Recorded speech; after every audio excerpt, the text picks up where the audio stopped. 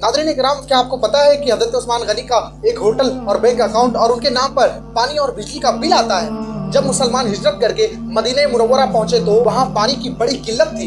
एक यहूदी का कुआं था जो मुसलमानों को महंगे दामों पर पानी फरोख्त करता था और उसका नाम बीरे रोमा यानी रोमा का कुआं था। मुसलमानों ने रसूल पाक सल्लल्लाहु तआला अलैहि वसल्लम को अपनी परेशानी से आगाह किया तो आप सल्लल्लाहु तआला अलैहि वसल्लम ने फरमाया, कौन है जो ये कुआं खरीद कर मुसलमानों के लिए वक्फ कर दे, अल्लाह उसे जन्नत में चश्मा अता करेगा। नाज़रीन इकराम, हज़रत उस्मान गनी ने वो महंगे दामों पर खरीद कर मुसलमानों के लिए वक्फ कर दिया।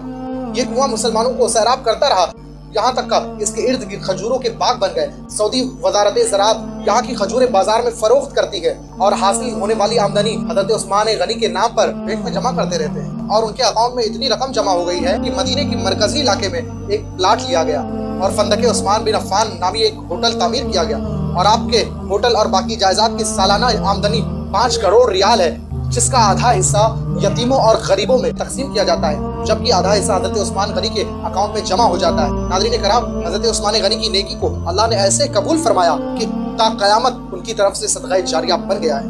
नाज़रीन कराम, ये वीडियो अगर आपको पसंद आई हो तो ज़्यादा से ज़्यादा शेयर करें।